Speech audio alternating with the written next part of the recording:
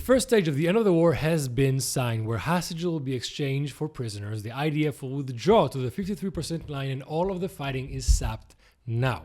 For the first time since Hamas invaded Israel on October the 7th of 2023, Hamas has given Israel a list of the live hostages that they are holding. Up until now, the number that we have is a list that Israel had to make up because Hamas never gave us any information of who they have, who are they holding, and who is alive and in what condition. Even the Red Cross didn't give us any information until now because for 2 years, they didn't check on the hostages once. The list given to Israel includes 20 names of Israelis that they kidnapped and held in Gaza for the past 2 years. And as for the remaining 28 hostages that the Gazans have kidnapped and killed, Hamas says that it doesn't have the capability of returning all of them.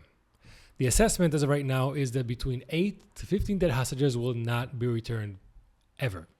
This could have many reasons. First and foremost, on October the 7th, around 2,000 to 3,000 everyday Gazan civilians breached the borders into Israel and committed the same crimes as the armed terrorists did: murder, mutilation, steal, rape, and also kidnapped. Many Israelis were kidnapped by unarmed Gazan civilians. One possibility is that the bodies of these hostages have been left somewhere and no one was held accountable for them. Another reason could be the immense destruction in Gaza. Hamas left some hostages in a tunnel and is not sharing the information where they left them last. And they might be still dead in a tunnel under the rubble, which might lead to a sick and twisted possibility that months after the war is over and Israel is no longer again in Gaza, the Gaza might coincidentally suddenly find more Israeli hostages and strive towards another deal to return them in return for more Palestinian prisoners, more land, or whatever they wish. One of the lessons they keep learning is that murdering and kidnapping Jews pays off. That is why we've seen them training for kidnapping Israelis before the attack of October 7th.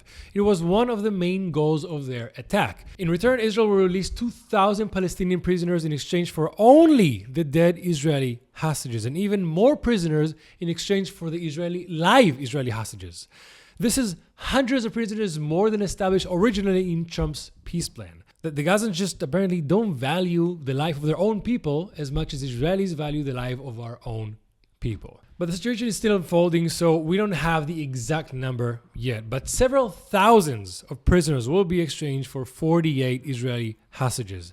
Israel has declined to release terrorists who committed the October 7th massacre and is also refusing to return arch-terrorists like Marwan Barghouti, for example, a previous leader of the terrorist group Fatah, and the mastermind behind multiple terrorist attacks against Israelis that Hamas has been demanding to release as well.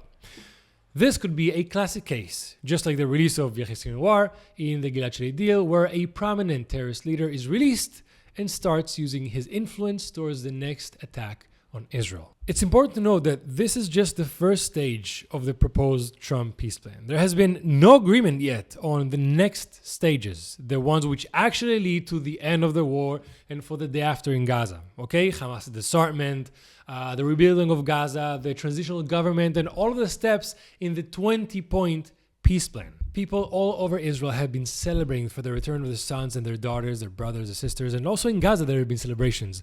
But one video of the celebrations in Gaza has been circulating as well, where a group of Gazans are singing Khaybar, Khaybar, Ya Yahud, the people of Gaza will be back to end you.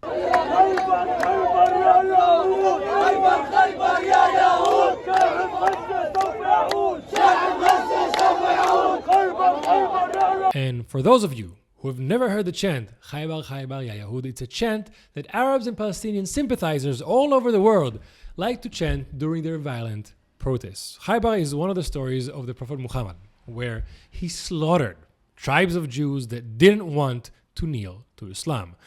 Khaybar was a Jewish area north of Medina, of Jewish exiles of Medina after Muhammad's followers fought and expelled them from Medina. The Jews of Khaybar were successful Jews that grew dates and were tradesmen, but refused to accept the message that the Prophet Muhammad was forcing upon them. So Muhammad marched with 1,400 men, slaughtered the Jews of Khaybar, and enslaved the surviving men, women, and children.